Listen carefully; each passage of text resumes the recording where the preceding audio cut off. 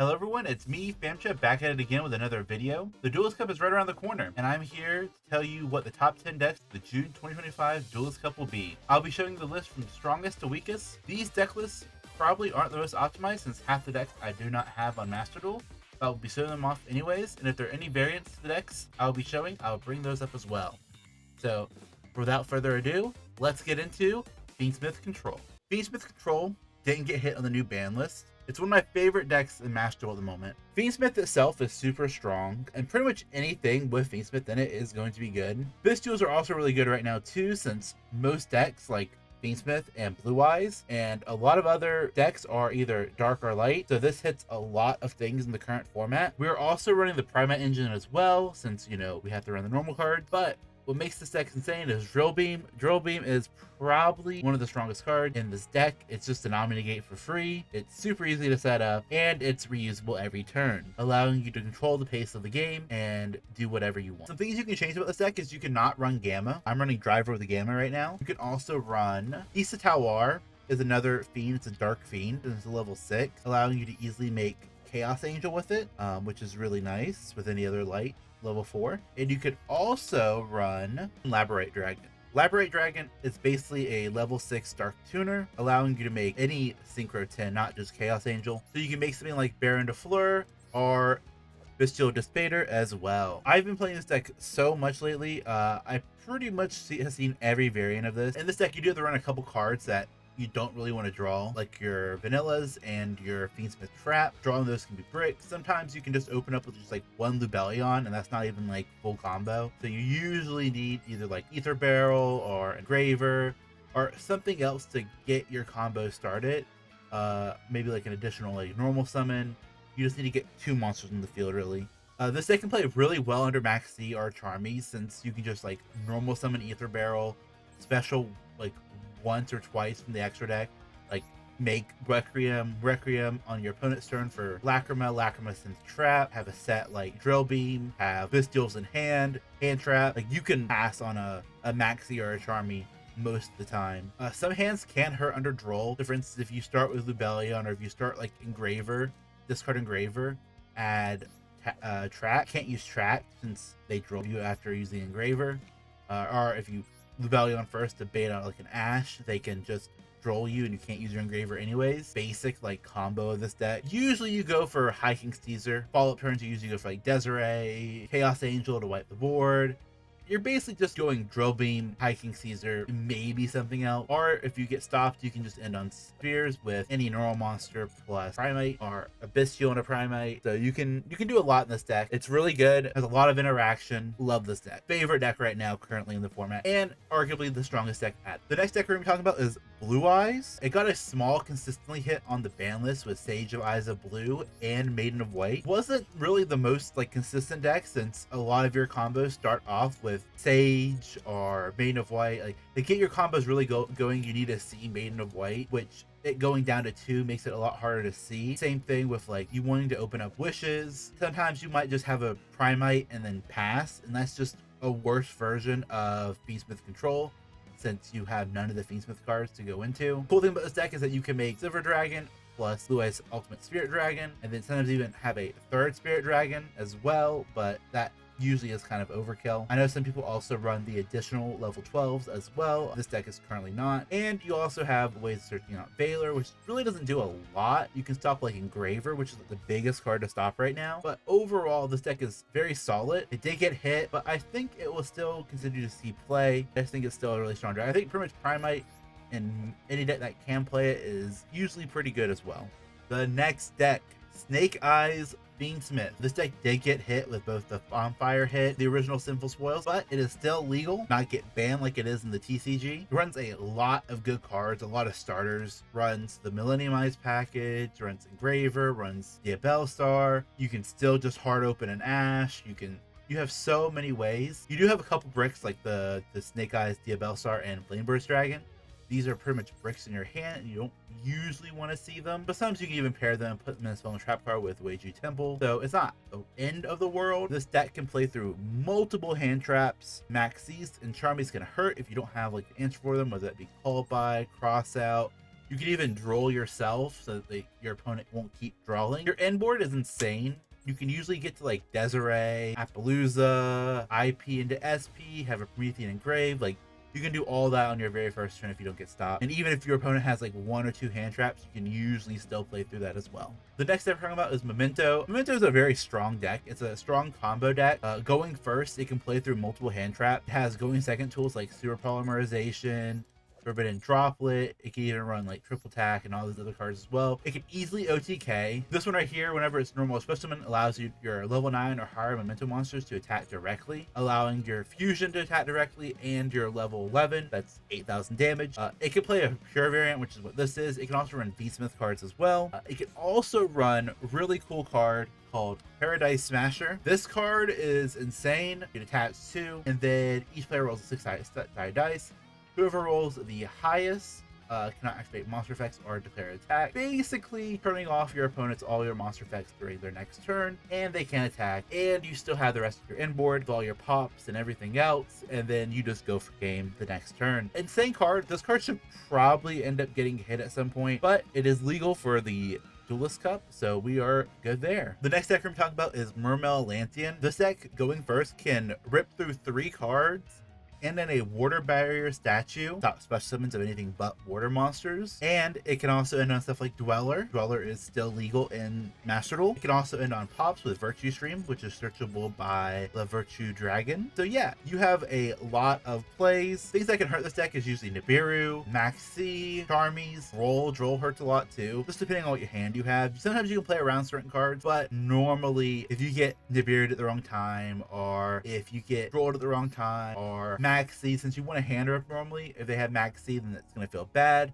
You can still end on a barrier statue, but that's pretty much it. Deck is also very strong, very fun deck to play. All right, the next deck is Tenpai. I hate this deck. This deck is so annoying. It's a going second deck that can run a lot of going second cards. Dropless is just an FTK. You run Lightning Storms. You can run a Sky Striker variant that can just keep drawing into cards and baiting out interactions with Triple Attack, Ultimate Slayer, a whole bunch of other good going second spell cards. Basically run a whole bunch of those, a whole bunch of board breakers, Raigeki, Duster, Heavy Storm. Just run a whole bunch of good cards. Run Gold Star so you can banish Blaster and then add Genroku special, or Magma Hut special out Genroku. It's like there's so many cards that just get to what you want to see, which is literally just the one of Chundra, or you can go Hydra for Sang and Summoning.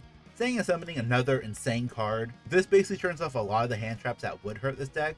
So if you don't have Ogre for this, you pretty much die. Also, cards like Nibiru don't really hurt this deck. Droll can hurt this deck if you're playing against like the heavy spell draw version, but like the base version, you add like 1 card and then you just, I guess it could hurt if they add Singing Summoning and they don't already have the Singing Kaiman or the level 4 in hand. So that can hurt, but pretty much if they go second, they're probably going to end up winning the game.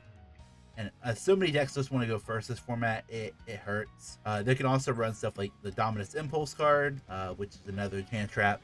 It's insane. There's so many cards they can run that can just shut down everything that you want to do. All right, going into the next deck, one of my favorite decks, Snake Eyes Fire King. So we do have 3 Karen back. I only run 2, but Karen can dodge cards like Imperm or Veiler right now, which is really nice. This is a very still strong combo deck. Runs a couple of darks with like Diabellstar, IP, Linkuriboh, but the majority of the deck is fire, so Bestials really can't hurt this, unless obviously you like go for IP Engrave with your Flambird, then that can hurt a little bit and it does ruin your combos. You can run Dominus Impulse in this deck, which is really nice, since the only Earth monster you're running is going to end up being Maxi, and I'm pretty sure you're running like what, this guy, that's like your only light. But yeah, this deck is very strong still. I would say that Snake Eyes Fiendsmith is stronger and has more starters, but this deck can still be played.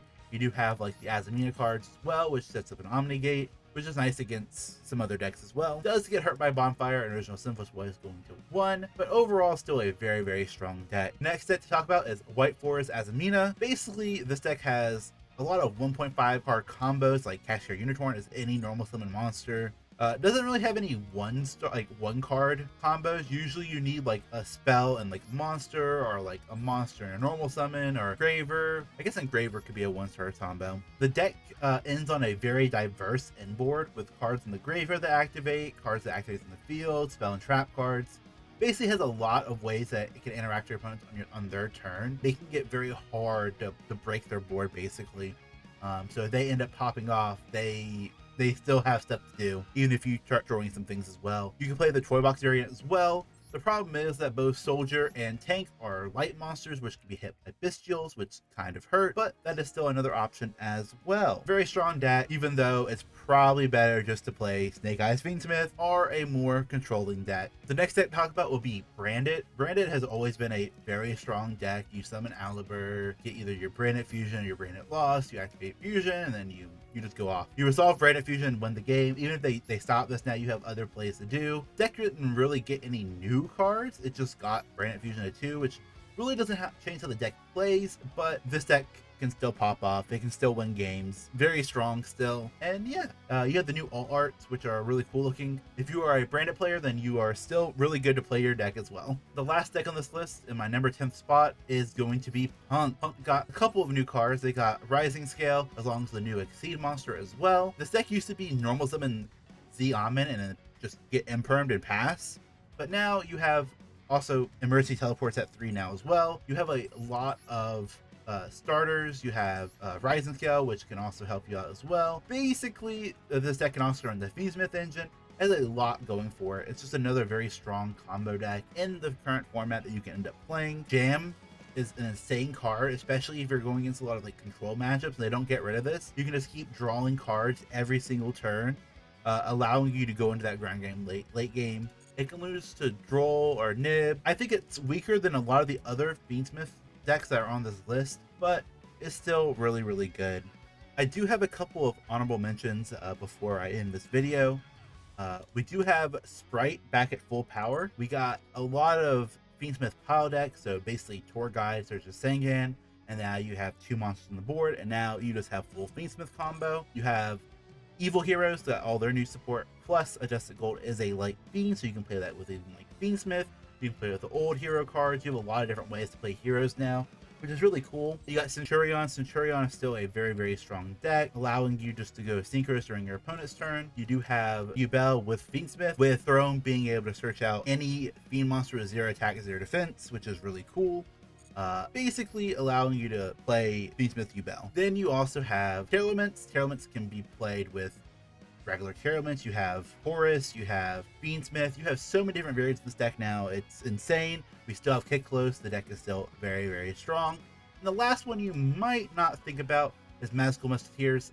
So Magical Musketeer Max is a light fiend monster, allowing you to make, you guessed it, Fiendsmith combo by itself. So any normal summon of a Magical Musketeer is full Fiendsmith combo. We are getting a new selection pack as well. Christian card and the Ruge card. Those are probably going to be the only 2 good decks that come out of this. We know some of the other like leaks that have been out of this deck, and there hasn't been anything that's super good. I don't think Mini Goal is going to do much. I don't think Materia Reactor cards are going to be doing that much either. This is a new Branded card or Fallen of Albaz card. Doesn't really do much for the deck, so you're probably not going to end up playing it. So it won't really, I don't think this pack is going to change a lot of the current format, minus like Christian and maybe Ruge as well. But we'll have to wait and see how that goes. So what to take away from this current meta? Most decks can play through 1 to 3 normal hand traps. They can play through like a Veiler, even like an Ash. They can play through like a couple of different hand traps or interactions. I don't think the Charmies are as good as they are in the regular TCG, unless you're playing a going second deck like Tenpai, since if you do your full combo, the Charmies are now just dead in your hand. Unless you end up like on like an SP Little Knight that can banish the other monster that's on your field and leave yourself with an open field, but that's very rare. I think Droll can have a lot of different decks in this format and should be considered in your deck. Droll can also be used to stop you under Max C or Charmies, so you can continue to combo off. Even if they have those cards, you don't have another answer like Call By or Cross Out. Fiendsmith is broken. Any 2 monsters in the field is just full Fiendsmith combo, which is insane. So pretty much any deck that can run Fiendsmith will probably end up running Fiendsmith and do relatively well. Due to a lot of people playing Fiendsmith though, the Bestials are good as well and allow you to basically make a deck with Bestials and Fiendsmith is basically Fiendsmith Control. I think that's still going to be the best deck in the format. I'm not saying any other deck can't win. Obviously, Fiendsmith Control has a lot of problems too, where you just don't open up what you need. But I do think that's probably the strongest deck going into this. I still think Blue Eyes is very strong. I think Snake Eyes Fiendsmith is very strong.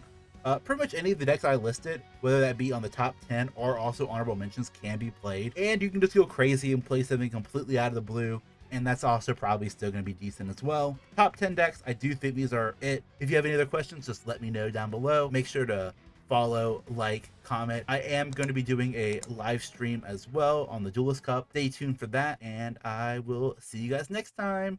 Bye bye.